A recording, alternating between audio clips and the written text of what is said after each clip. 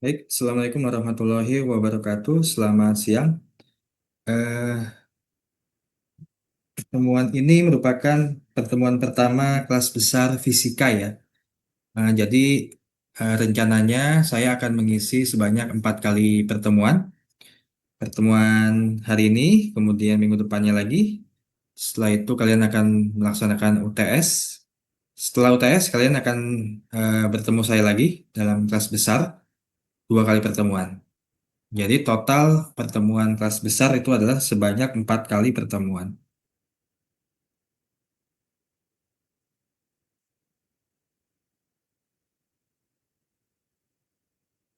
Kurang lebih seperti itu ya untuk rencana pertemuan kelas besar yang tiap minggunya akan eh, kita laksanakan setiap hari Kamis ya jam setengah satu seharusnya setengah satu sampai jam 3 ya jam 15.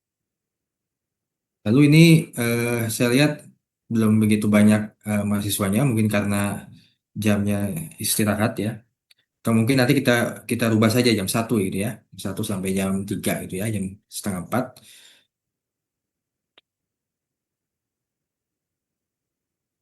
Suara saya sudah masuk belum? Sudah Pak, sudah Pak. Sudah Pak. Sudah ya? Masuk Pak, masuk. Oke, sekarang kita akan membahas momentum linear ya. Di pertemuan sebelumnya ya mungkin kalian sudah belajar ya bagaimana eh, kalian membahas hukum Newton yang pertama, yang kedua, yang ketiga, seperti itu ya.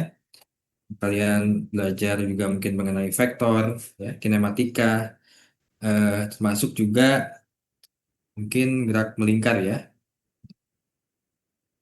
Kalau sebelumnya sudah sampai mana pelajarannya? Sebelum kita masuk ke momentum linear ya, ada yang bisa bantu jawab? Hukum Newton Pak. Oh itu sudah ya? Oke.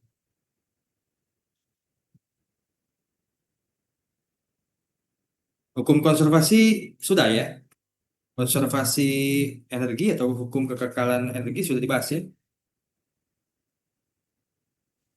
Karena, Belum Pak, belum. oh belum, kok bisa ya? Oh, karena momentum linear ini ada hubungannya juga dengan hukum konservasi momentum nanti. Di mana hukum konservasi momentum itu juga berkaitan dengan hukum konservasi energi. Jadi kalau misalkan di pertemuan sebelumnya kalian sudah belajar mengenai hukum Newton 1 ya, di mana eh, benda itu ada momen inersianya. Lalu hukum Newton yang kedua itu biasanya kalian sudah dapatkan mungkinnya di SMA. Gaya sama dengan massa dikalikan percepatan. Lalu hukum Newton yang ketiga apa? Eh, Aksi sama dengan reaksi ya. Dan setelah itu eh, dengan menggunakan hukum Newton ya tentang gerak, ya, maka kalian diharapkan sudah bisa ya memecahkan permasalahan yang melibatkan diagram benda bebas ya. Jadi kalau misalkan ada benda, benda ini ketika dihadapkan oleh sesuatu, misalkan diletakkan dalam meja, di atas meja, atau misalkan benda itu digerakkan, kalian sudah bisa menggunakan hukum Newton untuk memecahkan persoalan yang terkait dengan itu dengan menggunakan diagram benda bebas. Biasanya, misalkan eh, benda diletakkan di atas meja, maka di sini ada gaya gesek yang mungkin bekerja di situ, ada gaya gravitasi yang bekerja di situ ya, dan gaya normal yang juga bekerja di situ. Jadi kalian bisa menggambarkan diagram benda bebas. Dan juga seharusnya sudah kalian dapatkan ya vektor ya. Sudah didapatkan sebelumnya mengenai vektor? Sudah Sudah Pak. ya? Ya, saya harapkan sudah bisa ya. Oke, sekarang mungkin kita lanjut aja ke hukum, sorry, ke momentum linear ya, di mana nantinya kita juga akan membahas terkait dengan hukum konservasi momentum ya, yang juga berkaitan dengan hukum konservasi energi dan juga hukum Newton. Mana ketika kita membahas suatu momentum suatu benda, maka biasanya dalam fisika itu biasanya kita membahasnya dalam istilah atau kata partikel. Jadi kalau misalkan ada suatu benda, misalkan bola gitu ya.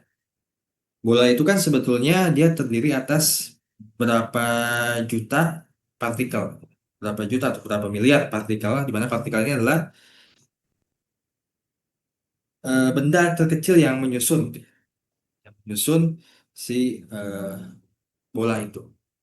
Jadi biasanya dalam fisika kita menggunakan partikel ya untuk memudahkan sebetulnya, karena kalau kita melihatnya dalam suatu benda yang sifatnya itu apa istilahnya ya, bulky itu ya, banyak gitu ya, banyak, maka kalau kita fokus ke partikel saja itu akan lebih mudah bagi kita untuk memodelkannya atau menjelaskannya, dan kita bisa menggunakan partikel itu untuk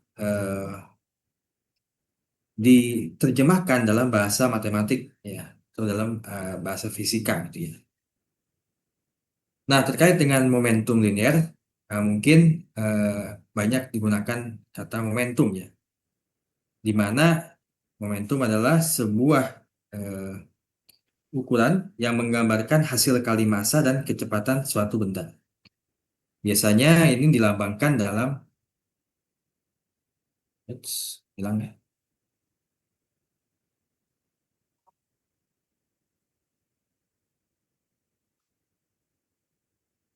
Oh ya, sebentar ya.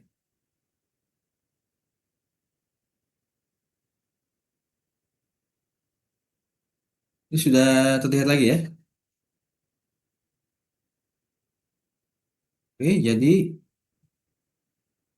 kita definisikan dulu apa itu momentum ya, di mana momentum adalah hasil kali massa dan kecepatan benda. Biasanya digunakan simbol P ya, dan massa itu M, kecepatan itu V ya, di mana momentum dan kecepatan itu adalah vektor, di mana besaran itu memiliki tidak hanya nilai tapi juga arah.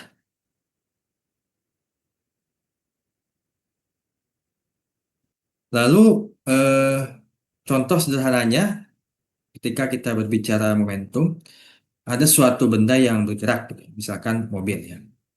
Mobil kalau dia bergerak, dia memiliki kecepatan ya, maka bisa dikatakan mobil ini dia sedang memiliki momentum. Sesuai dengan definisinya ya, massa dikalikan kecepatan.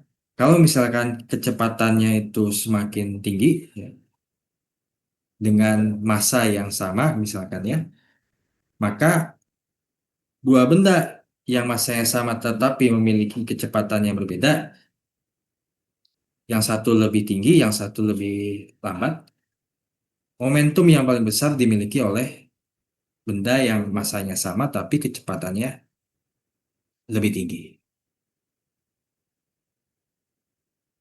Nah, ketika kita berbicara momentum, juga kita berbicara mengenai seberapa besar atau seberapa banyak usaha yang kita lakukan untuk menghentikan suatu pergerakan benda. Jadi, semakin besar momentum, semakin sulit juga kita menghentikan gerakannya. Dan semakin besar dampak yang ditimbulkannya. Ini ketika kita berbicara mengenai momentum. Ya, kenapa kita perlu belajar momentum? Karena momentum adalah apa ya istilahnya, fenomena yang memang kita hadapi sehari-hari gitu ya. Kita melihat mobil bergerak, motor bergerak gitu ya, benda yang bergerak, dan aplikasinya banyak ya. Misalkan dalam kasus airbag ya. Jadi mobil kan sekarang selalu dilengkapi oleh airbag ya. Itu artinya apa? Kita menggunakan airbag itu karena untuk nantinya mengurangi eh, tumbukan. Tapi nanti kita akan coba jelaskan lebih detail selanjutnya.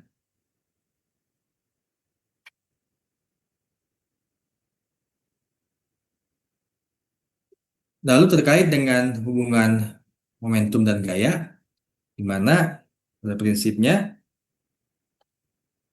kalau momentum itu dimiliki oleh si bendanya, ya. Jadi kalau dia memiliki massa, dia bergerak, dia memiliki kecepatan, maka dia memiliki momentum. Tapi yang perlu diperhatikan juga ketika momentum suatu benda itu ada suatu gaya yang diperlukan untuk mengubah momentum benda itu. Jadi bisa saja kita perbesar momentumnya, kita perkecil momentumnya, atau kita ubah. Misalkan tadi ya, ketika satu mobil bergerak, dia memiliki momentum.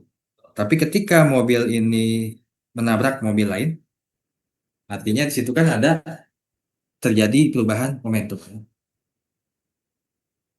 Nah, berdasarkan hukum Newton yang kedua, ya, mesti ingat ya, F sama dengan M kali A, ya.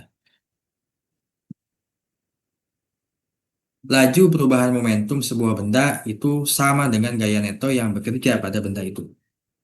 Jadi ketika kita tadi yang saya berikan contohnya, mobil bergerak, lalu dia menabrak, artinya dia tadi awalnya itu dia memiliki momentum, ketika mobil ini menabrak sesuatu, dia diam sehingga terjadi perubahan momentum. Ya. Dan laju perubahan momentum sebuah benda tadi itu sama dengan gaya neto yang bekerja pada benda itu. Lalu perubahan vektor momentum juga selalu searah dengan gaya neto yang bekerja pada benda itu.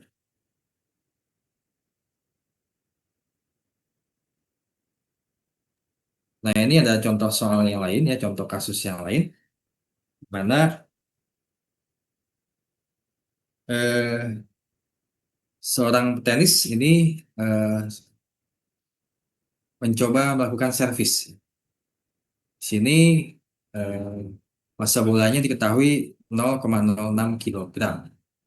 Lalu bolanya ini diservis sehingga dia menghasilkan kecepatan 55 meter per second atau 120 mil per jam. Dan dia memiliki waktu kontak 4 milisecond. Yang menjadi pertanyaan, estimasikan gaya rata-rata yang bekerja pada bola dan apakah gaya ini cukup untuk mengangkat orang bermassa 60 kilogram. Nah, untuk apa namanya menjawab pertanyaan ini, maka kita bisa menggunakan tadi ya hukum kedua Newton ya, di mana sigma F sama dengan M kali A atau delta P dibagi dengan delta T. Sini,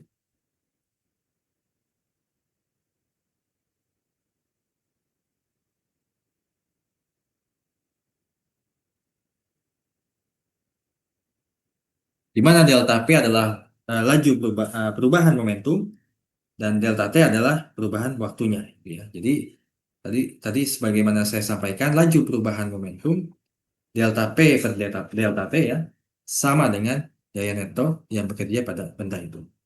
Sehingga di sini kita bisa mencari gaya yang bekerja ya.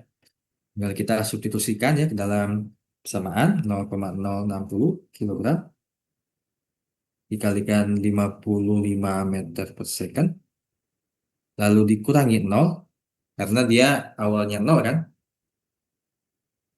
Lalu dia waktu kontaknya 4 milisecond atau 0,004 second. Kenapa kita perlu merubah milisecond ke second? Karena kita lihat di sini ya.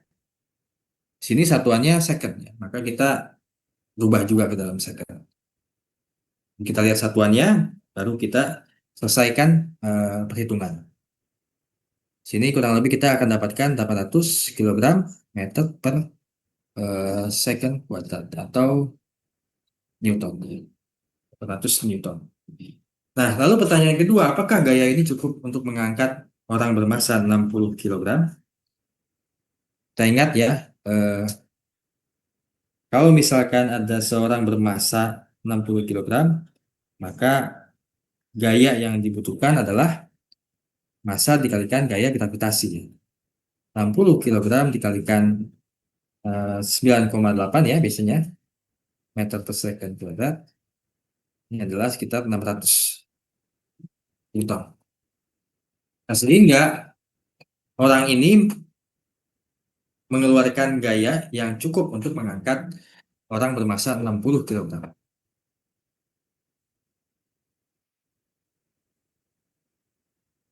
Kalau ada pertanyaan, saya silakan ya. Nah, berikutnya ada contoh soal yang lain.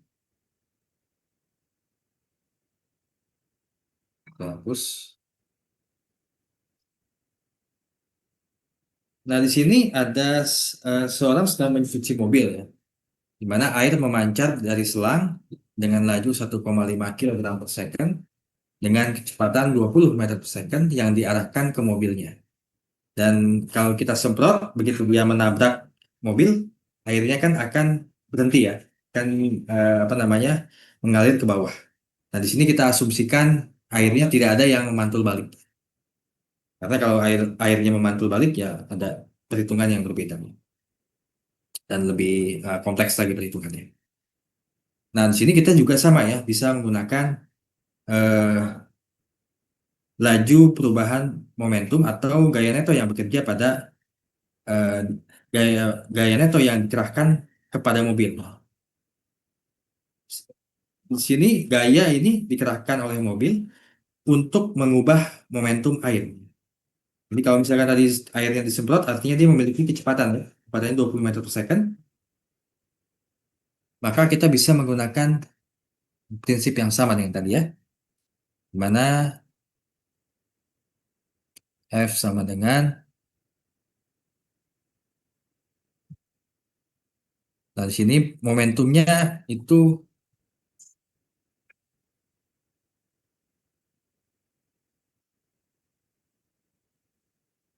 0 ya. Jadi ketika airnya itu bergerak ya, awalnya disemprot, dia memiliki kecepatan, lalu dia akhirnya itu menabrak mobil ya, maka 0 ya, kurangi 30. Oh, sorry.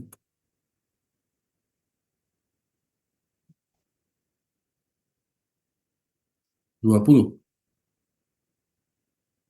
kalikan 1,5. Gini ya.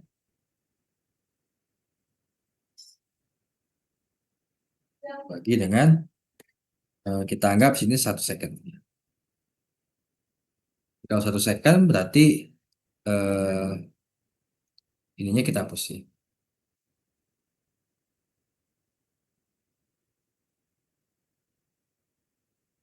1,5 kilogram. Di sini kita bisa lihat minus 30 Newton. Nah, tanda minus di sini menunjukkan bahwa gaya yang dikerahkan mobil memiliki arah yang berlawanan dengan arah kecepatan air yang semula. Jadi karena momentum adalah di sini apa namanya gaya ya, momentum itu adalah vektor, maka jangan sampai bingung ya dengan tanda positif dan negatifnya.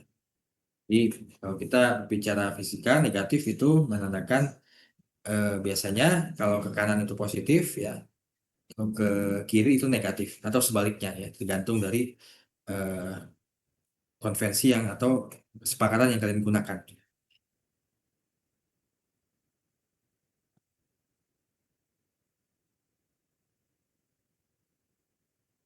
Oke, sekarang kita akan bahas mengenai hukum konservasi momentum ya.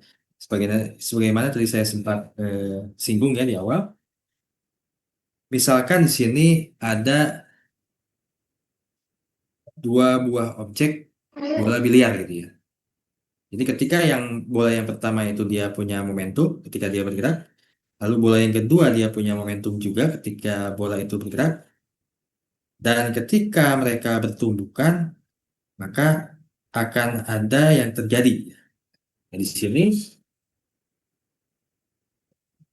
ketika bola itu bertumbukan ya, maka kita bisa memperhatikan ya bahwa yang satu bola itu bisa terpental ke kiri atau ke kanan gitu ya, dan dia pasti memiliki kecepatan yang mungkin berubah gitu ya. Jadi arah maupun kecepatan itu bisa saja berubah ya, ketika dua bola di sini ya, dua buah bola biliar ini bertumbukan. Nah, kalau kita mengasumsikan bahwa gaya eksternal neto pada kondisi ini itu nol, artinya di sini sistem ini terisolasi dari gaya luar. Jadi tidak ada gaya gesek, tidak ada gaya dari angin, tidak ada gaya dari manusia, gitu ya. Jadi hanya kita fokus ke dua bola ini. Maka di sini berlaku hukum konservasi momentum ya, di mana momentum sebelum sama dengan momentum sesudah. Jadi momentum sebelum itu kita nyatakan di sini dalam kata atau notasi A ya, awal gitu ya.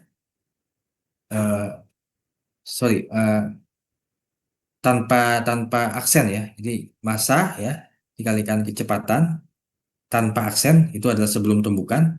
Tapi setelah tumbukan kecepatannya ketika kita berikan aksen ya, aksen. Jadi setelah tumbukan.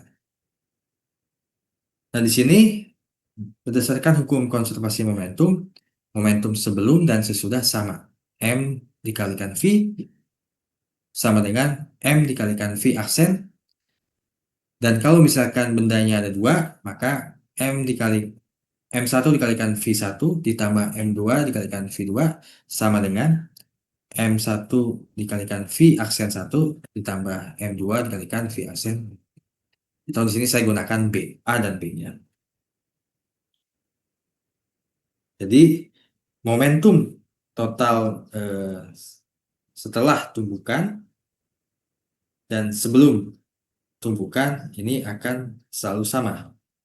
Tapi kita harus berasumsi bahwa sistem ini terisolasi. Jadi tidak ada gaya neto yang bekerja pada sistemnya. Jadi harus digarisbawahi ya.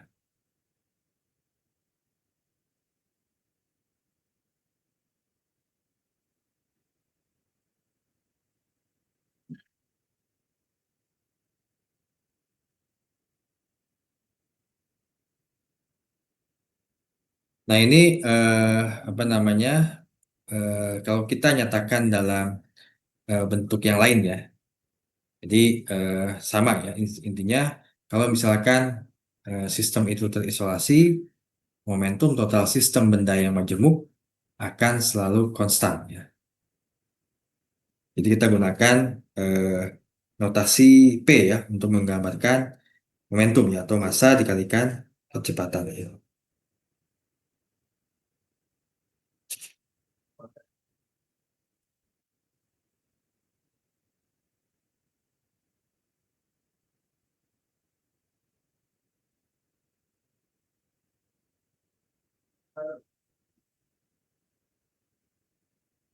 Ini contoh soalnya yang melibatkan tabrakan suatu kereta ya, di mana momentum terkonservasikan atau kekal ya.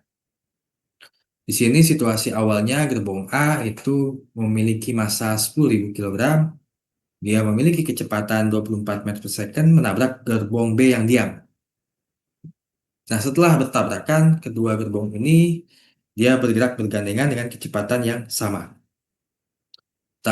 Pertanyaannya adalah berapakah kecepatan bersama kedua gerbong ini setelah bertabrakan? Nah, untuk menjawab ini kita perlu menggunakan hukum konservasi momentum ya. Yang pertama, karena satu benda itu bergerak, gerbong A ini bergerak, dan dia pastinya memiliki kecepatan, maka dia memiliki momentum. Momentum awal. Maka kita perlu mencari momentum awal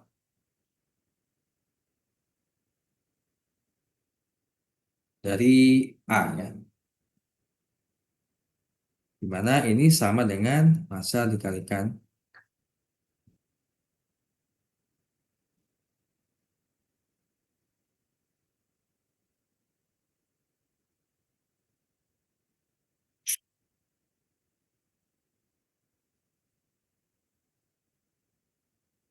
massa dikalikan kecepatan ya. Nah, di sini saya tidak apa namanya mengikutkan gerbong B karena gerbong B diam awalnya ya. Sehingga momentum awal kedua benda itu adalah sebesar massa A dikalikan kecepatan A.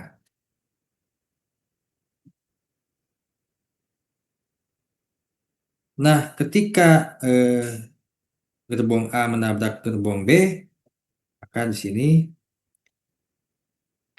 momentum akhir ya, ini adalah A dikalikan V aksen, B dikalikan V aksen. Kenapa di sini saya sebutkan V aksen saja tanpa membedakan kecepatan A dan B? Karena setelah bertabrakan kecepatannya sama. Jadi saya tidak memberikan eh, kecepatan A dan kecepatan B yang berbeda ya. Karena ini kecepatan yang sama, maka kecepatan setelah bertabrakan sama. Sehingga di sini kita bisa tuliskan seperti ini ya. Dan kita juga mengasumsikan bahwa tidak ada gaya eksternal pada sistemnya. Misalkan angin atau apa gitu ya, gesek yang signifikan. Maka di sini berlaku hukum konservasi momentum ya, di mana P awal sama dengan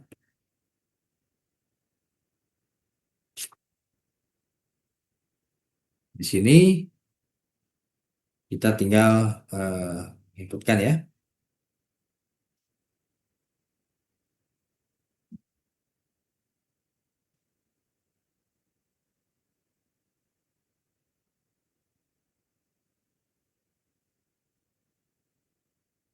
Atau 10.000 ya, ditambah 10.000 kalikan sama dengan sekitar 12 meter per second ya. Dan dia bergerak ke arah kanan ya. Karena dia nilainya positif, dia bergerak ke arah kanan. Nah, ini kalau kita apa namanya mengasumsikan bahwa kecepatannya sama, tidak ada gaya eksternal yang bekerja pada sistem ini ya.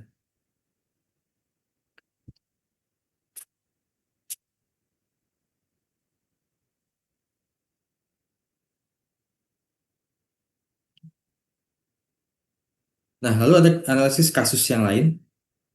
Di sini ada situasi di mana seorang wanita, Susan, melompat ke dalam kereta ya. Jadi ada sebuah kereta salju yang kosong, dia sedang bergerak di permukaan es yang licin tanpa gesekan.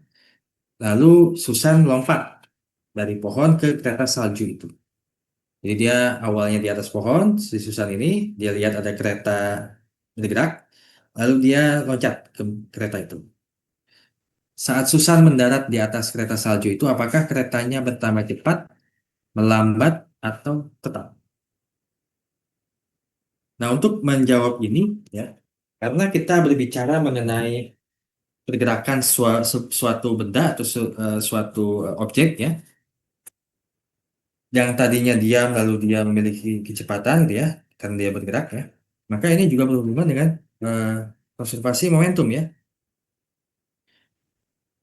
Nah, kita bisa menggunakan prinsip konservasi momentum untuk menjawab ini, di mana Susan jatuh ya ke atas kereta salju, di mana dia awalnya tidak memiliki momentum secara horizontal. Jadi kalau misalkan kita berbicara vektor, karena momentum adalah vektor, maka momentum memiliki komponen horizontal dan vertikal. Jadi komponen horizontal itu yang bergerak ke arah sumbu X gitu ya. Dia bisa bergerak ke kanan, ke kiri. Kalau komponen vertikal dia bergerak ke bawah atau ke atas. Nah, karena Susan ini loncatnya vertikal, ya maksudnya dia loncat dari atas ke bawah gitu ya. Tidak ada pergerakan ke kanan ke kiri gitu ya. Maka momentum horizontal awal itu nol. Nah, konsekuensinya momentum horizontal total setelah kejadian ini harus sama dengan momentum horizontal kereta salju. Karena kereta salju ini bergerak dari kiri ke kanan kan, horizontal ya. Jadi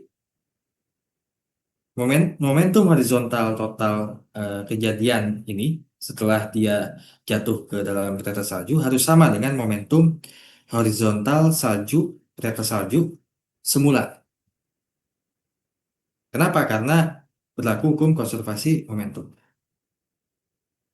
Nah, karena massa sistemnya kereta saljunya ditambahkan oleh Susan ya, jadi dia bertambah masanya, maka pastinya kecepatannya akan berkurang ya. Untuk apa namanya yang sesuai dengan hukum konservasi momentum. Nah, kasus yang kedua, si Susan tadi jatuh menyamping dari kereta salju. Apa yang terjadi pada kecepatan kereta? Yang tadinya dia ada di atas kereta, kereta itu bergerak dengan suatu kecepatan tertentu, tiba-tiba si Susannya jatuh gitu, menyamping. Apa yang terjadi pada kecepatan kereta salju? Ini juga sama kita jelaskan dengan konservasi momentum ya, di mana eh, ketika si Susan ini jatuh menyamping ya dari keretanya, kita bisa mengasumsikan bahwa dia bergerak dengan kecepatan horizontal yang sama ketika dia berada di atas kereta salju. Dan saat si Susan ini jatuh, dia akan memiliki momentum momentum yang sama ya, seperti sebelumnya, sebelum kejadian terjatuh. Sehingga berdasarkan hukum konservasi momentum, kereta saljunya akan tetap bergerak dengan kecepatan yang sama. Jadi tidak ada pengaruhnya kalau yang kasus yang B. Tapi kalau untuk kasus yang A, dia ada. Jadi kita cek apa namanya kondisinya berdasarkan hukum konservasi momentum. Lalu kasus yang lain di sini ada kasus hentakan senapan yang dimana kita diminta untuk menghitung kecepatan hentakan mundur sebuah senapan yang bermassa 5 kg yang menembakkan sebutir peluru bermassa 0,02 kg dengan kecepatan 620 meter per second. Sama ya dengan sebelumnya kita menggunakan hukum konservasi momentum ya, di mana momentum sebelum sama dengan momentum sesudah. Jadi di sini kita perlu cek ada dua objek ya. Yang pertama itu senapannya sendiri, yang kedua pelurunya ya. Nah, momentum awal itu sama dengan massa peluru ya dikalikan kecepatan peluru tambah massa senapan dikalikan kecepatan senapan. Nah, ini sama dengan momentum akhirnya.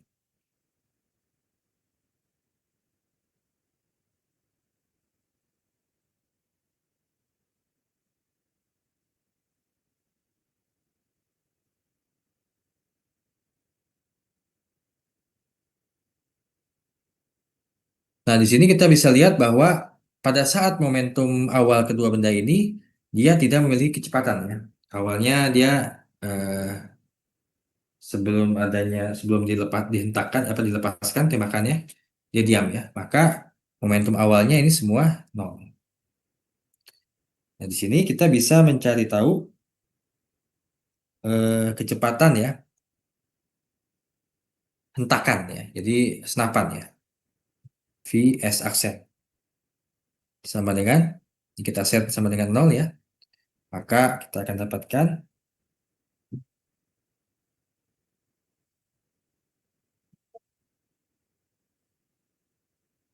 sini ya. Kita tinggal substitusikan ya. 0,02 kalikan dengan 620 bagi dengan 5 kg. Di sini kita akan dapatkan minus. Nah, tanda negatif menunjukkan bahwa senapan itu bergerak ke arah kiri. Jadi ketika kita menghentakkan senapan ini, maka senapannya akan bergerak ke arah kita ya, ke arah kiri, ke arah kita, bukan ke depan. Sampai sini ada pertanyaan?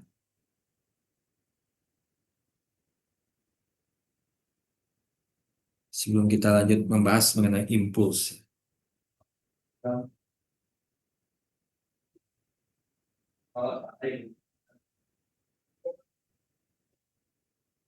Baik, berikutnya kita akan bahas mengenai tumbukan dan impuls ya. Di sini biasanya dalam tumbukan itu gaya berubah sebagai fungsi waktu ya dengan pola yang kompleks. Nah, misalkan di sini seorang petenis ya dia memukul raket, memukul bola dengan sebuah raket. Nah, ketika eh, bola itu datang ya, dan ketika dia menyentuh permukaan raket, maka akan terjadi lonjakan gaya yang sangat singkat ya.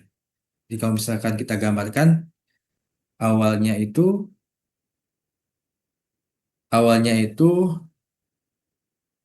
raket ini dia tidak menerima suatu gaya ya dari bola tenis. Di gayanya itu nol ya, awalnya di sini nol ya. Ketika bola itu menyentuh permukaan raket, maka akan terjadi lonjakan gaya yang sangat singkat dalam gaya yang sangat tinggi dalam waktu singkat. Jadi kenapa ini kurvanya ya ini naik ya gitu ya, terus dia mencapai maksimum, lalu dia turun drastis juga gitu. Jadi sehingga dia berbentuk seperti gunung ya. Ini karena bolanya itu ya mengerahkan gaya ke dalam ke permukaan raket dalam waktu singkat ya, sehingga lonjakannya cepat, tapi juga turunnya juga cepat gitu ya.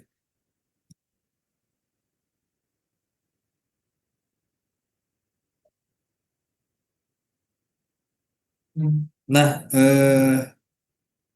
untuk menggambarkan eh, kejadian yang seperti ini, maka kita perlu memberikan suatu besaran yang lain gitu ya, untuk menjelaskan fenomena fenomena ini. Ini fenomena ketika suatu gaya yang berubah dengan sangat cepat gitu ya.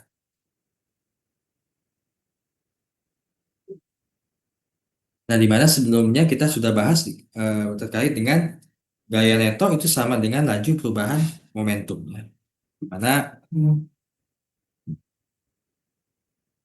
gaya neto itu sama dengan delta P per delta T.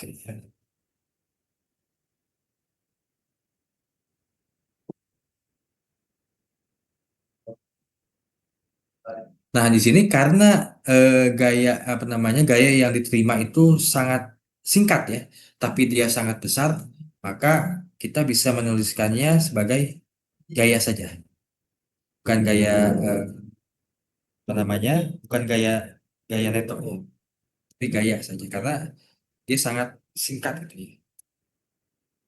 Dia besar tapi sangat singkat, sehingga kita bisa tuliskan menjadi ini.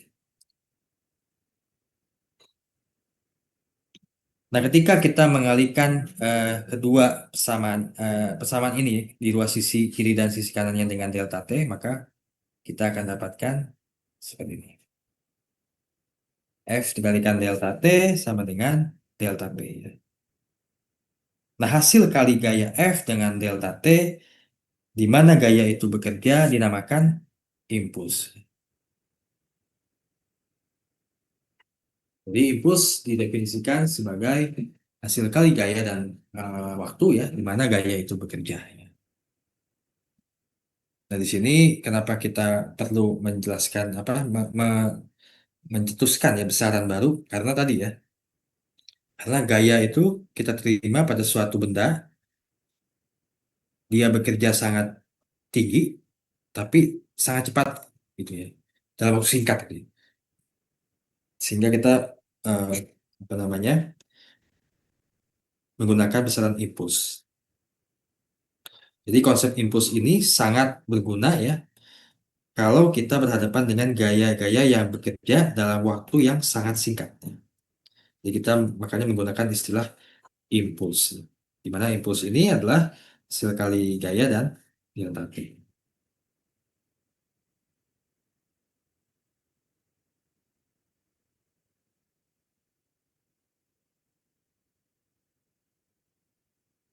Nah, terkait dengan konservasi energi dan momentum ya, ditemukan. Sebelumnya saya sudah sempat singgung ya mengenai konservasi energi, mudah-mudahan masih ingat ya. Jadi kalau konservasi energi biasanya eh, kita berbicara mengenai energi potensial ya, energi kinetik ya, ataupun energi yang lainnya seperti itu ya. Tolong di mute dulu ya. Dava Baihaki di mute ya. Dava Baihaki. Dava Baihaki. Oi. Dava Baihaki. Oke. Jadi sama ya, mirip dengan konservasi energi ya. Energi kinetik ditambahkan energi potensial sama dengan energi kinetik sesudah dan sebelum itu ya, sama ya. Nah, ditumbuhkan di konservasi momentum juga sama. Jadi pada konservasi momentum ya, ketika ada suatu benda yang bergerak dengan suatu kecepatan tertentu dan dia akhirnya bertabrakan, maka ada beberapa skenario. Yang pertama, benda itu akan bertumbukan, kecepatannya tidak berubah ketika setelah tumbukan. Atau kecepatan awalnya itu berkurang karena eh, adanya perubahan energi kinetik menjadi energi yang lain. Nah, untuk kasus yang pertama, itu kita namakan tumbukan elastik, di mana energi kinetik total sistem tetap konstan sebelum dan sesudah tumbukan. Untuk kasus yang kedua, tumbukan inelastik, di mana kecepatannya berkurang, sehingga energi kinetik juga berubah, ya, berkurang juga, ya, karena dia bertransformasi menjadi bentuk energi yang lain. Dia bisa panas, bisa suara, bisa mengalami deformasi gitu ya. Sehingga di sini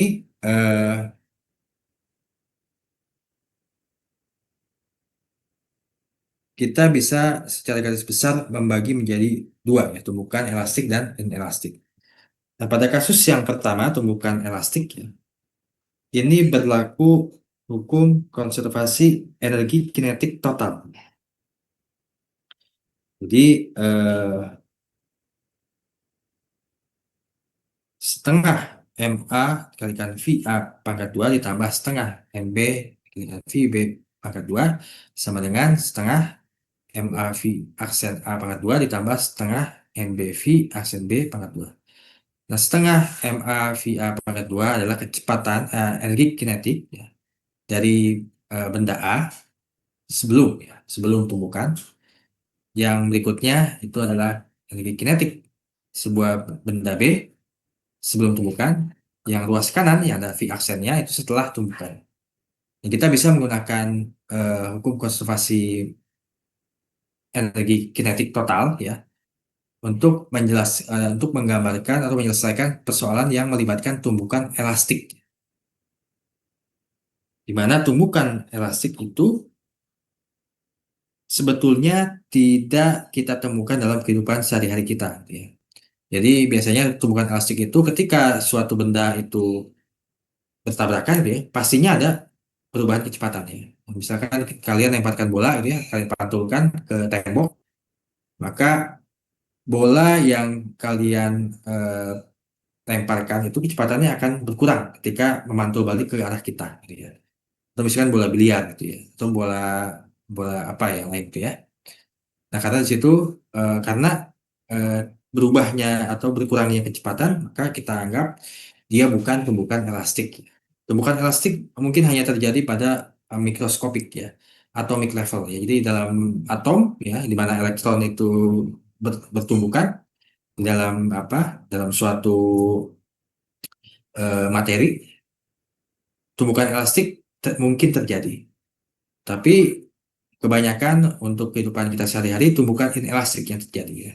Dia ada perubahan kecepatan sehingga dia mengakibatkan penurunan energi kinetik ya, atau bisa juga kita terjemahkan sebagai perubahan energi kinetik menjadi bentuk energi yang lain.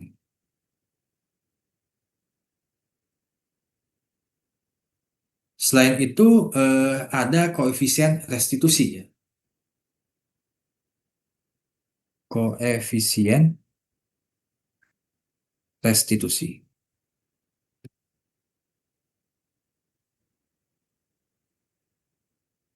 Nah, koefisien restitusi ini biasanya dilambangkan dengan huruf E kecil ya, di mana koefisien ini adalah menggambarkan tingkat elastisitas ya.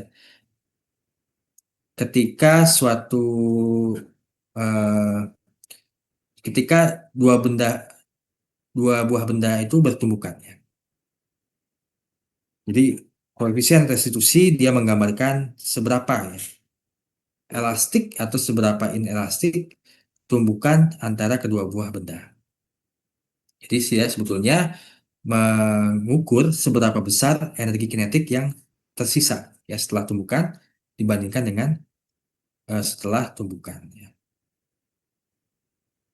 Biasanya kalau E-nya sama dengan 1 dia artinya itu tumbukan elastik. Lalu E sama dengan 0 itu apa namanya? Tumbukan tidak lenting sama sekali ya. Biasanya dalam kehidupan sehari-hari E berada di antara 0 dan 1. Bagaimana caranya apa namanya? Mencari E? Kita membandingkan kecepatan setelah tumbukan dibandingkan dengan kecepatan sebelum tumbukannya.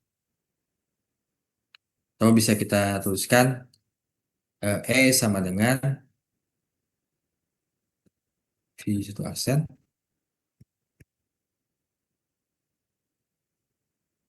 Gini ya.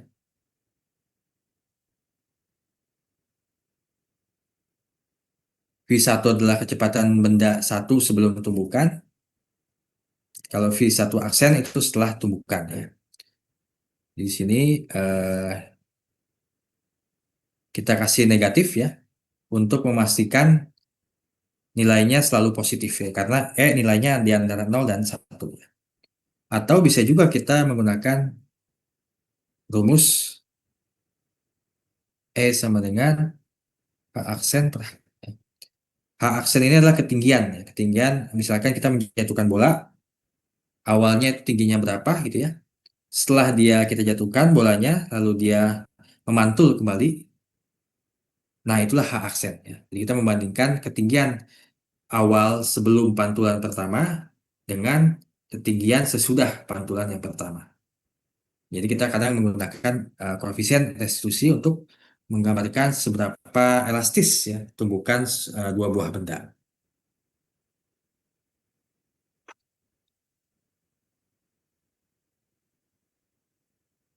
Nah, ketika berbicara mengenai tumbukan lenting ya satu dimensi, ya, kita sekarang bahas satu persatu mengenai tumbukan lenting satu dimensi ya.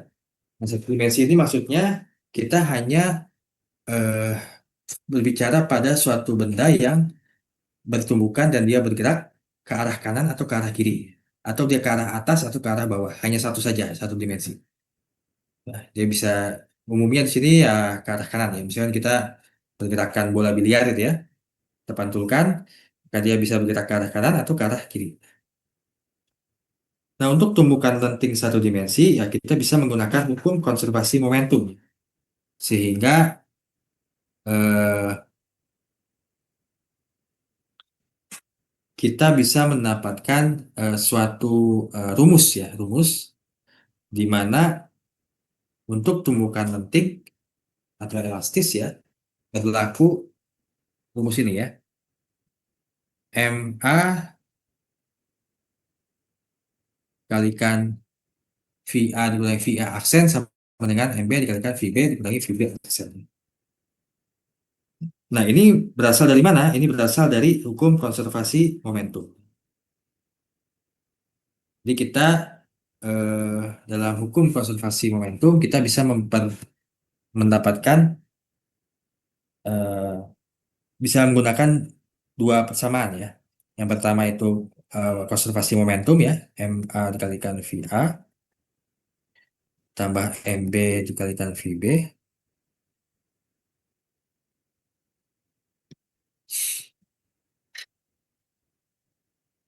Atau kita bisa menggunakan hukum konservasi energi kinetik total ya.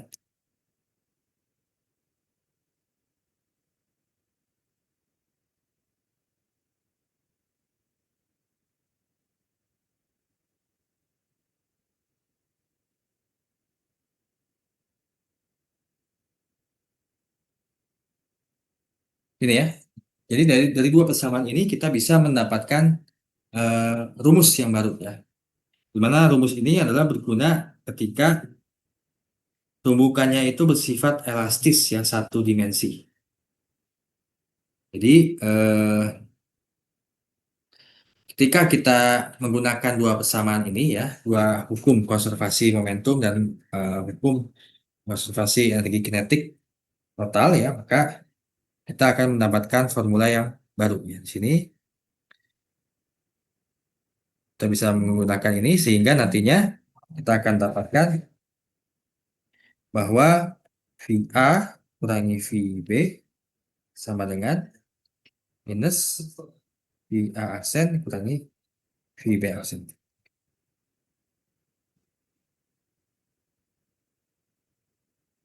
Atau dengan kata lain di sini kecepatan relatif ya kedua benda setelah tumbukan dia memiliki magnitudo yang sama tapi dia arahnya berlawanan setelah tumbukan. Ini kalau kasusnya adalah tumbukan penting satu dimensi dan elastis.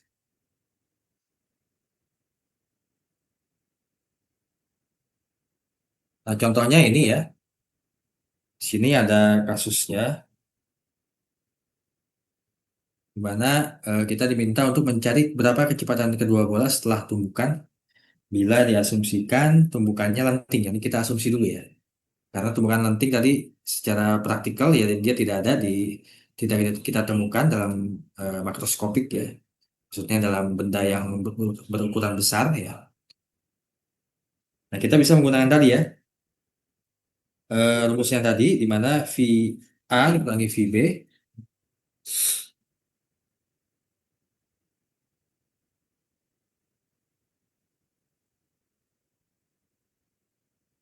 ini ya.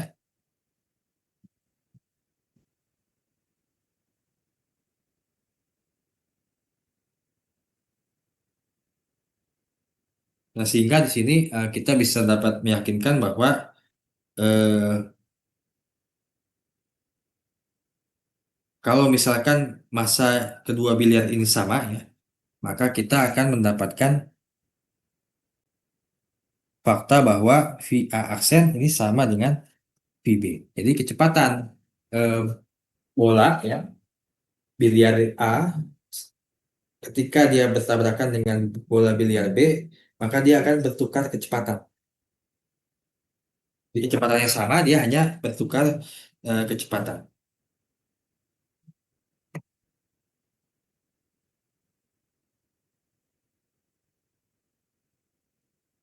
Atau VB aksen sama dengan VA.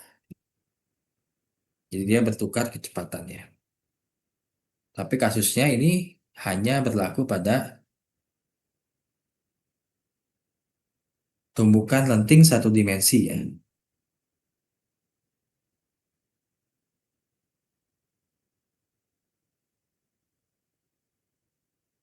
Nah, kalau bola B itu diam ya, VB-nya itu nol, maka ya apa namanya? VA aksen juga sama, jadi nol ya sama ya. Jadi bola A ini akan jadi diam kalau misalkan bola B-nya itu awalnya keadaannya diam. Tapi ini kan hanya asumsi ya. Asumsi bahwa tumbukan antara bola biliar ini tumbukannya lenting. Contoh lain, eh, nah ini kasus sebenarnya ya sebetulnya ya, karena dia atomic level ya, mikroskopik, maka tumbukan lenting itu memang bisa terjadi, ya, mungkin terjadi. Sama ya dengan apa namanya, dengan rumus sebelumnya ya.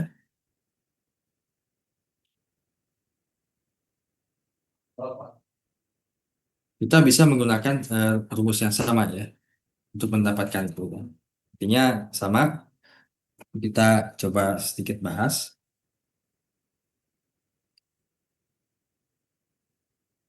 Nah, di sini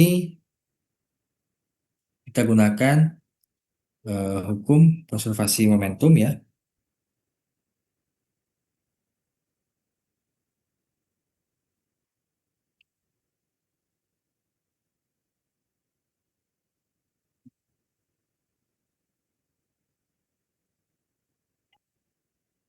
Dan karena ini adalah tumbukan yang lenting, maka energi kinetik pada dua partikel ini terkonservasikan, ya. Sehingga kita bisa menggunakan rumus tadi ya, VA kurangi VB sama dengan minus VA aksen kurangi VB aksen. Nah, A di sini eh, P ya, proton ya. Kita ganti proton. Yang B di sini adalah helium. Nah, di sini awalnya proton itu memiliki kecepatan ya. Dan dia menabrak uh, atom helium yang tadinya diam. Sehingga di sini di proton dikurangi 0 ya, karena tadi diam. Sama dengan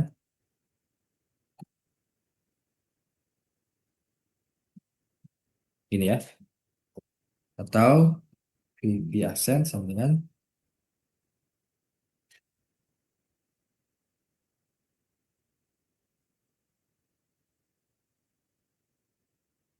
nah di sini kita lakukan substitusi ya. Substitusi ke dalam ini sehingga kita bisa dapatkan bahwa MP dan VP ditambah 0 sama dengan MP ini ya.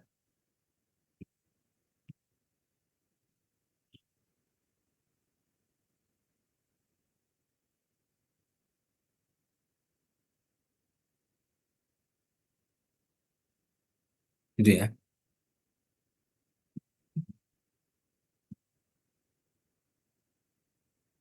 Atau ini V aksen HE sama dengan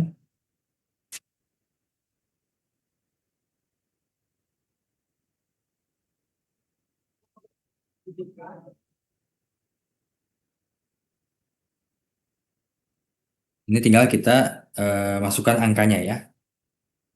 Di sini kita dapatkan angkanya hasil akhirnya aja 1,45 10 pangkat 4 meter per second. Ini adalah volume proton volume atom helium setelah tumbukan. Nah, ketika kita sudah menemukan kecepatan helium setelah tumbukan, kita juga bisa mencari kecepatan proton setelah tumbukan ya. Tinggal kita substitusi ke dalam samaan ini ya. Sehingga kita dapatkan kecepatan proton setelah tumbukan adalah 1,45 kalikan 10 pangkat 4 kurangi 3,6.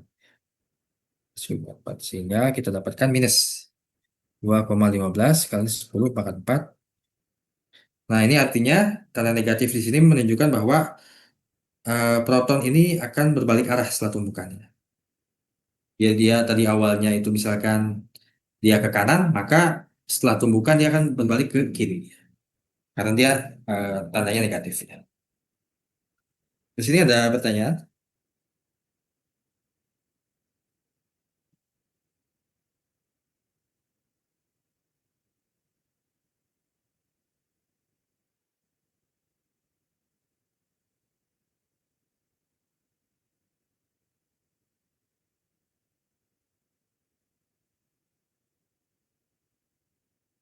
Tidak ada, kita lanjut ya.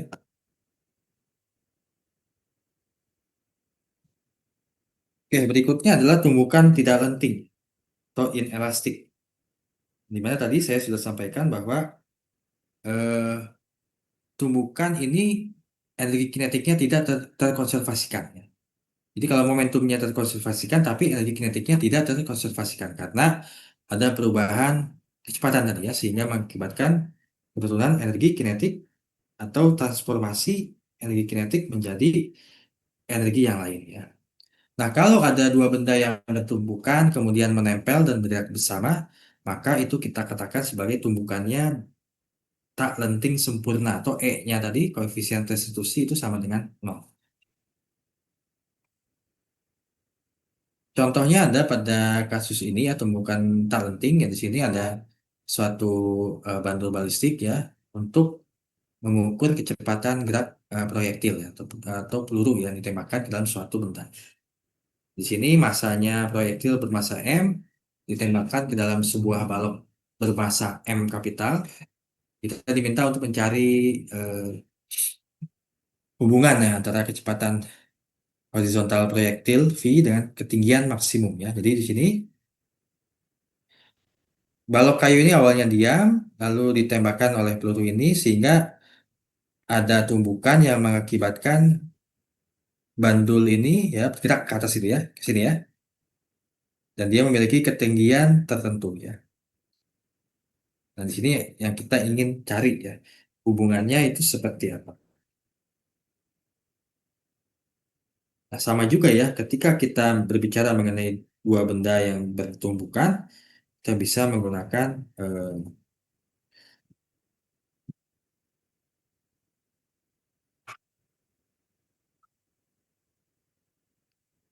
hukum konservasi momentum ya, dan juga hukum konservasi energi kinetik total ya. Tapi di sini karena apa namanya, karena kecepatannya ini eh, berubah ya setelah setelah apa namanya setelah tumbukan, maka di sini energi apa namanya kinetiknya tidak terkonservasikan. Maka kita gunakan pendekatan yang lain ya. Kalau momentum, ya dia terkonservasikan ya karena kita asumsikan dia ini tidak ada gaya eksternal neto yang bekerja pada sistem ini.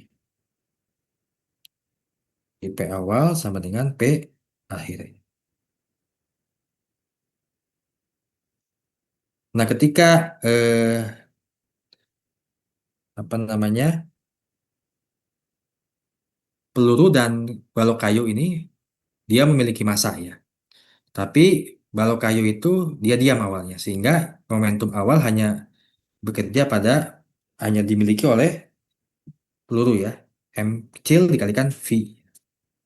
Dan ini harus sama dengan massa peluru ditambahkan massa balok kayu ya. Dan karena dia itu apa namanya kecepatannya sama setelah tumbukan, maka kita gunakan ini ya.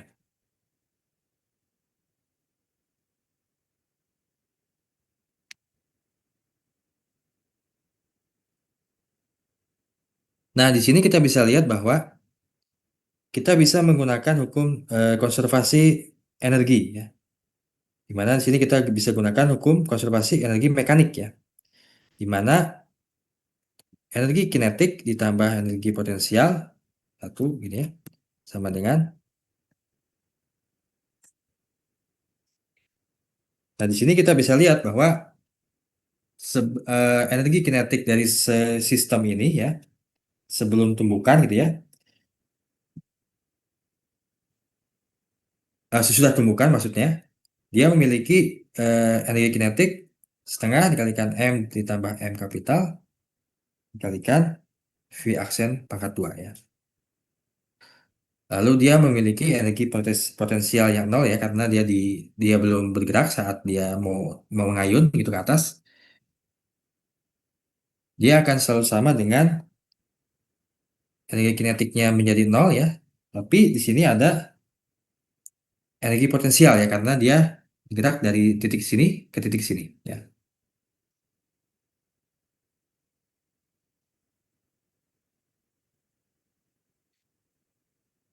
Jadi energi potensial adalah massa total dari sistem, yaitu massa peluru ditambahkan massa balok dikalikan gaya gravitasi dikalikan dengan ketinggian.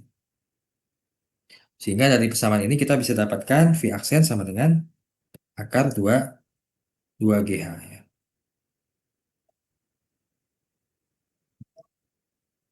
Nah, dari sini kita substitusikan ke dalam sini.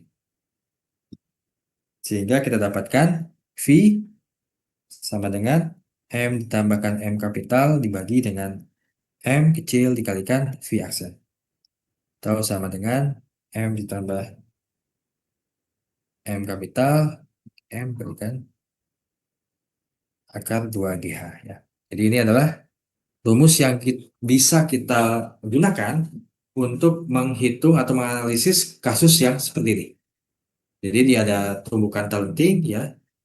Tumbukannya dia setelah tumbukan kedua benda itu bergerak dengan kecepatan yang sama, dan dia berayun ke dalam suatu ketinggian.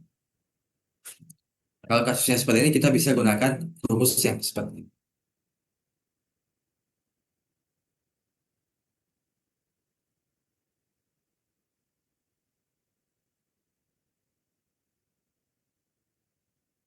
Ini contoh tumbukan dan talenting lain ya. Di sini kasusnya mungkin yang tadi kereta itu ya. Yang kereta.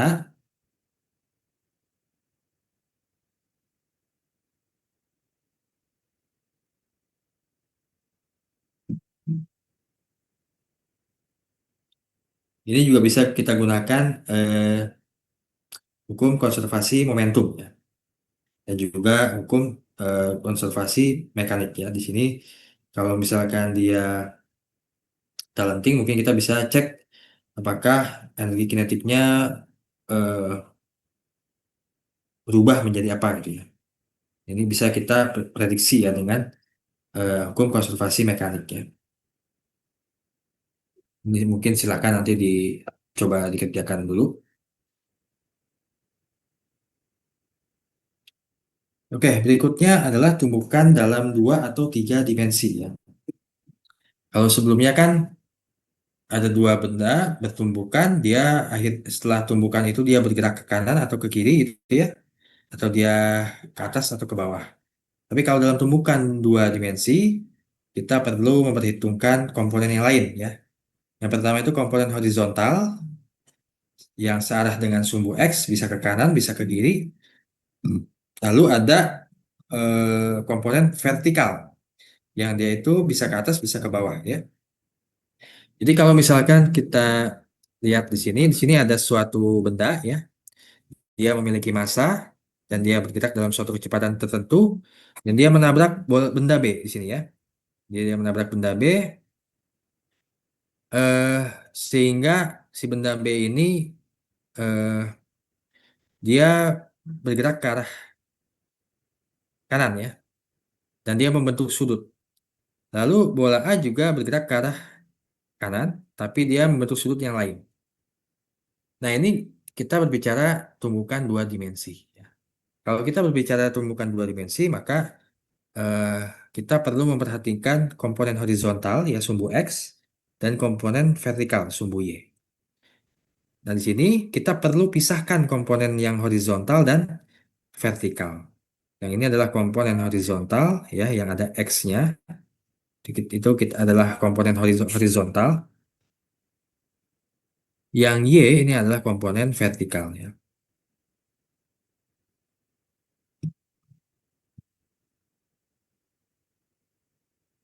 Dan kita masih bisa tetap menggunakan hukum konservasi momentum ya. Momentum benda A ditambah momentum benda B itu sama dengan momentum setelah tumbukan bola A dan momentum setelah bola B ya. Di mana pada awalnya momentum bola B itu 0 ya karena dia diam, termasuk juga komponen horizontal dan komponen vertikal ya juga 0. Nah, di sini karena dia membentuk sudut ya maka mudah-mudahan kalian masih ingat ya di sini pelajaran sebelumnya vektor ya. Maka VA aksen ya VA ini ya ada cosnya ya, ada cos theta ini. Jadi sudut yang dibentuk oleh eh, bola ini ya, bola A ya. Jadi ini adalah komponen horizontal ya. Sini. Kenapa kita gunakan cos? Karena ini komponen horizontal ya. Yang B juga sama ya. Yang B juga sama. Ini adalah komponen horizontal. Kita gunakan cos ya. Ingat ya, sini ada sudut begini ya. Theta, cos itu apa? Samping ya. Samping sini. Ini depan ya. Ini miring. Jadi kalau misalkan di bola ini bergerak miring begini, maka dia punya komponen horizontal ya dan juga komponen vertikal ya. Masih ingat ya, mudah-mudahan masih ingat ya. Jadi misalkan ini samping, berarti samping kuadrat ditambah depan kuadrat, ini sama dengan miring ya.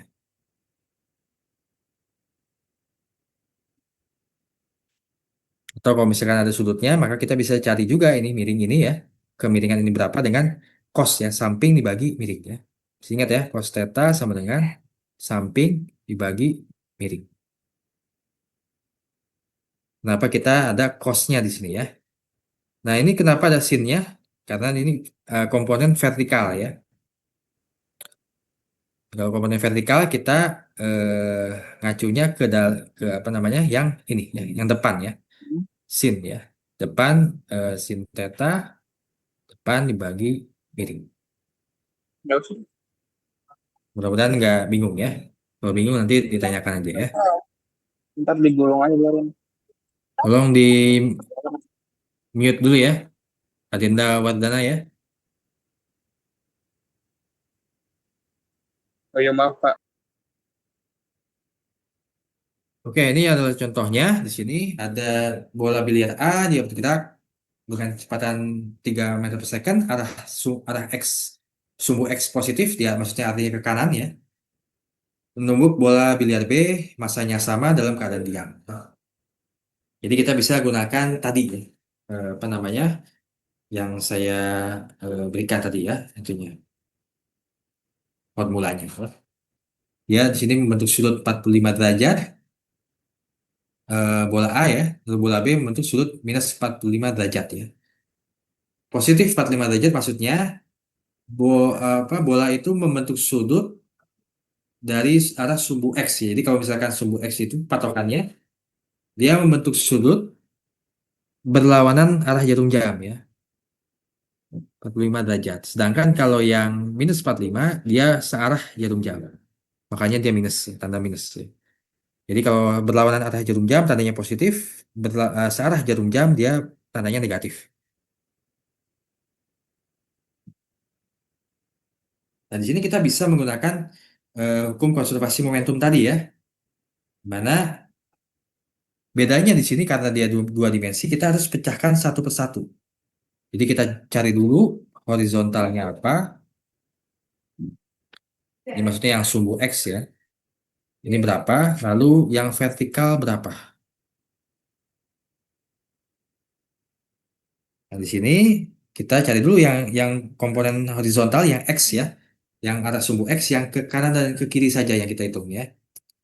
Di sini M dikalikan VA sama dengan M dikalikan VA aksen cos 45 tambah MVB aksen cos minus 45 ya. Ini yang pertama ya, komponen yang pertama. Lalu yang Y juga sama ya, yaitu eh, karena dia awalnya tidak ada komponen vertikal, maka pasti nol ya. Lalu M dikalikan VA aksen sin 45 ditambah MVB aksen sin minus 45. Nah, dari sini kita bisa lihat bahwa kita bisa dapatkan VB aksen sama dengan minus VA aksen sin 45 dibagi sin minus 45.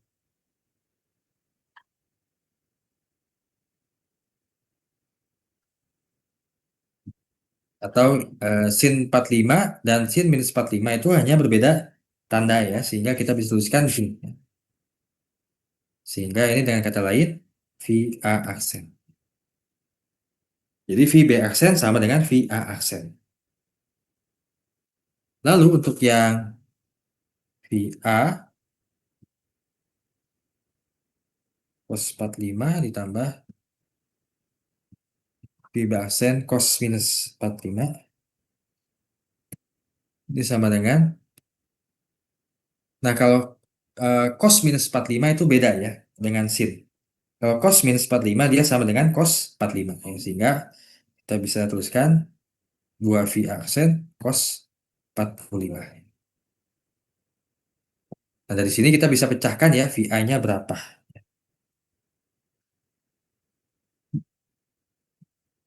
Dan VA aksen setelah kita pecahkan ini adalah VA aksen sama dengan VB aksen sama dengan V dibagi 2 cos 45 sama dengan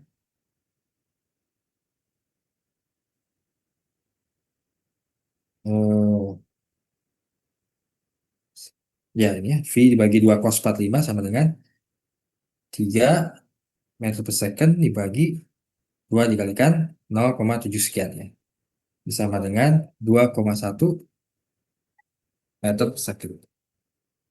Jadi VA aksen ini adalah 2,1 meter per second. VB aksen juga sama.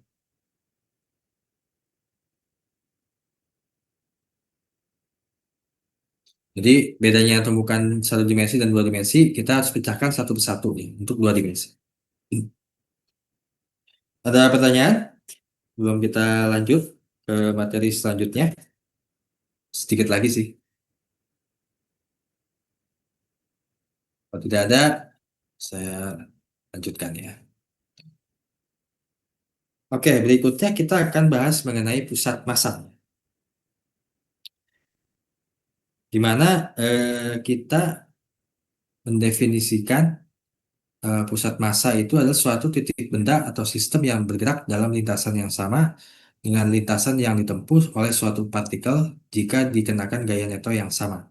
Dengan kata lain, pusat massa ini juga berlaku atau sama dengan pusat kesetimbangan.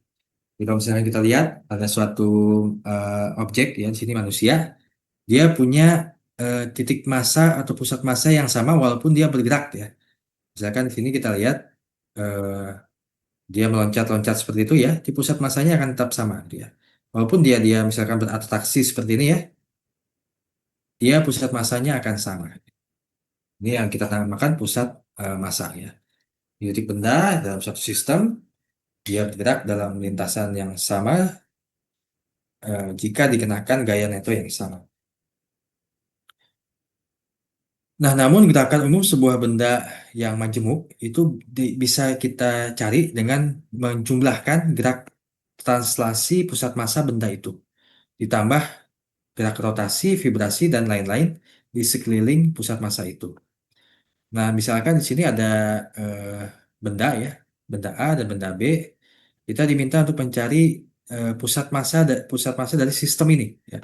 Karena kalau ini kan benda majemuk ya, sistem benda majemuk. Jadi dia ada dua benda. Di sini benda A, di sini benda B. Nah, kita ingin cari nih, kalau sistem ini ya, sistem yang terdiri atas dua benda, bagaimana cara kita mencari pusat massanya? Di sini kita bisa menggunakan rumus ini untuk mencari pusat massa dari sistem yang terdiri atas beberapa benda ya. Jadi di sini kita lihat apakah dia itu memiliki komponen horizontal dan vertikal.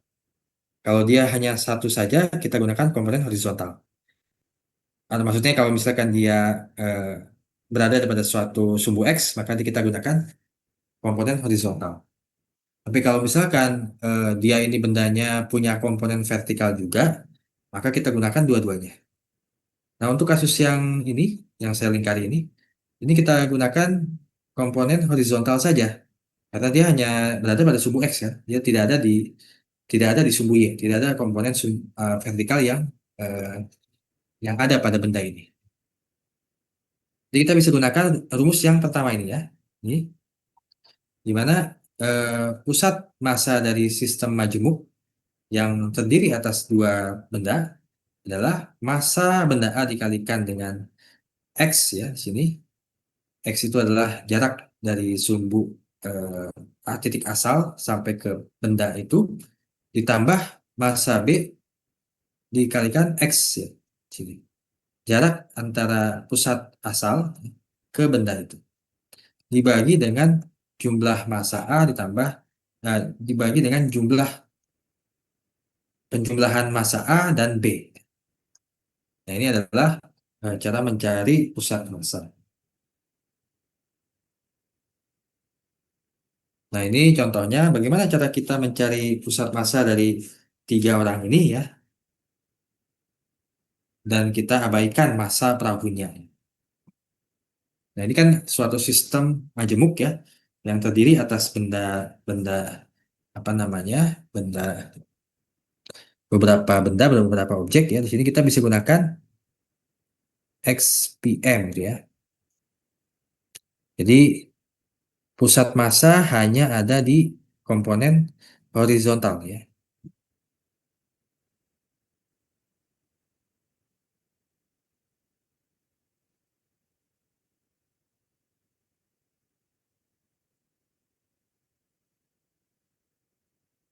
Maka di sini kita bisa gunakan M1 dikalikan jarak 1 ya. X1 ditambah M2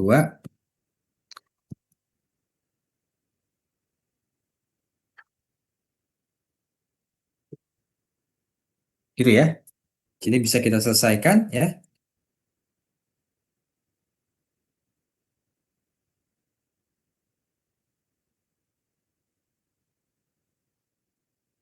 Nah, di sini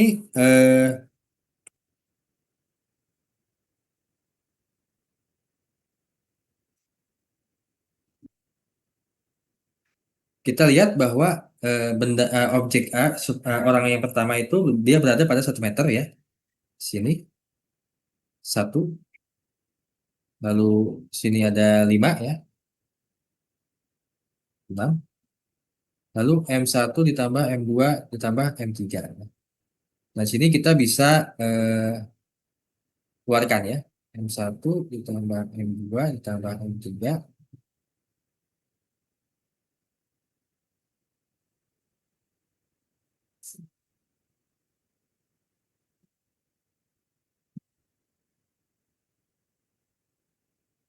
Atau ini kita anggap sebagai 3M. Jadi M1, M2, M3 itu sama dengan 3M. Ya, kurang lebih ini bisa kita cari ya. 1 ditambah 5 ditambah 6 dibagi 3.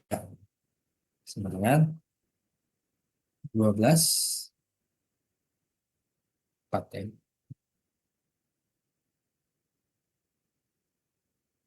Jadi di sini kita coba asumsikan bahwa masa orang ini tidak sama gitu ya, tidak diketahui gitu, karena tidak disebutkan. Jadi kita bisa asumsikan masanya sama. Tapi kalau masanya berbeda ya tentu saja berbeda ya perhitungannya. Nah, lalu ada pusat gravitasi ya. Jadi ada pusat massa, ada pusat gravitasi. Nah, pusat gravitasi suatu benda adalah titik di mana gaya gravitasi dianggap bekerja pada benda itu. Nah, pada suatu kasus, pusat massa dan pusat gravitasi itu sama. Dan mungkin kebanyakan sama. Tapi pada kasus tertentu, pusat massa dan pusat gravitasi berbeda. Contohnya misalkan pada bangunan tingkat ya. Kalau misalkan bangunan tingkat tinggi, dia menjulang tinggi berapa ratus meter, gitu ya, berapa ribu meter, maka ada kecenderungan pusat gravitasinya dan pusat massanya berbeda. Kenapa? Karena eh, gaya gravitasi cenderung agak lebih kuat di bawah dibandingkan di apa di atas dia. Dia lebih lebih besar gitu, pengaruhnya ya, pengaruh gaya gravitasinya pada posisi yang lebih eh, bawah gitu ya. Sehingga ada perbedaan antara pusat massa dan pusat gravitasi. Lalu ini sebagai informasi saja untuk pusat massa untuk tubuh manusia ya. Ini sudah dihitung ya, dan penelitiannya, dan ini adalah hasilnya ya. Jadi jarak antara apa namanya eh, titik-titik yang yang apa namanya yang mungkin kita bisa gunakan ya untuk memecahkan sesuatu permasalahan ya. Jadi misalkan kalau di sini pusat massanya ya kita bisa hitung ya. Di sini bahkan pusat massa tubuh manusia itu ada di 58%. Ini adalah berdasarkan eksperimen ya, empiris ya.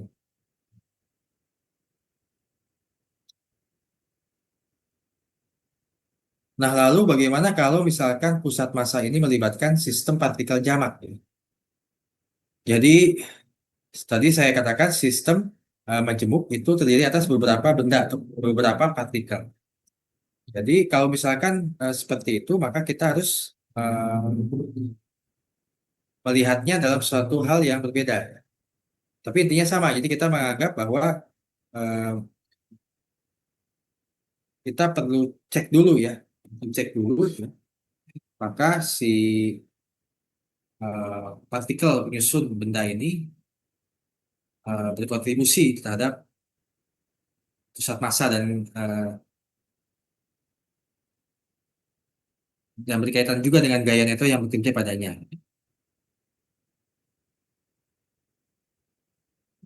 Jadi kalau misalkan ada gaya yang bekerja pada suatu benda, maka ya artinya partikel itu juga pasti mengalami sesuatu gitu ya. Nah, sehingga kalau misalkan partikel itu mengalami percepatan, misalkan ya, atau mengalami suatu gaya, maka ya bendanya juga mungkin sama ya, apa namanya mengalami perubahan juga gitu. Sehingga kita perlu menghitung semua gaya yang bekerja pada sistem itu. Jadi kalau misalkan ada suatu objek, ya dia terdiri atas partikel-partikel ya penyusun eh, kecil ya, benda-benda kecil, maka kita harus memperhitungkan semuanya. Dan ini yang kita gunakan dalam konsep perpecahan masalah fisika biasanya. Nah, mungkin itu saja yang dapat saya sampaikan ya pada pertemuan kelas besar kali ini ya. Nah, lalu saya ada eh, sebetulnya bukan kuis ya, tapi sebagai apa ya evaluasi ya. Evaluasi apakah kalian mampu memahami eh, perkuliahan ini. Nanti saya akan berikan eh, link Google Form ya yang harus kalian isi ya.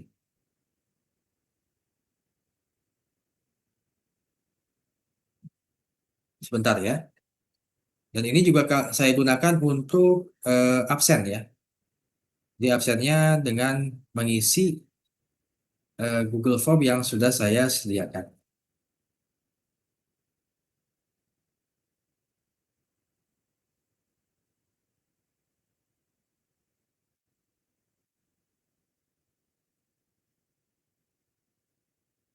Sebelum kalian mengerjakan, apakah ada pertanyaan? Jadi silakan nanti dikerjakan ya evaluasinya, jawab saja sebisanya ya. Dan saya tunggu sampai jam 3 ya, atau jam setengah 4 ya. Jadi, karena mulai jam 1 tadi ya. Setengah 4, dan itu saya gunakan juga sebagai absen. Nanti kalau misalkan ada yang tidak dipahami, kita akan bahas di pertemuan selanjutnya.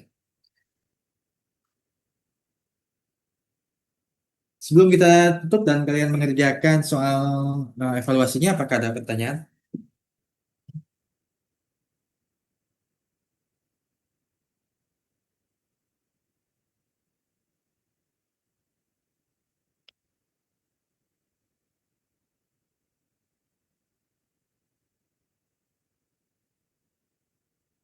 Ada pertanyaan? Tidak ada?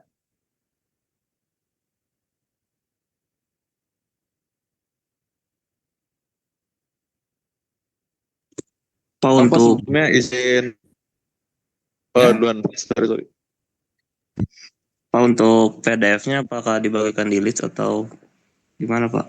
Apakah nanti dibagikan di list, Pak, PDF yang tadi Bapak jelaskan? Iya, nanti saya upload di Leads ya. Coba, terima kasih. Ada lagi?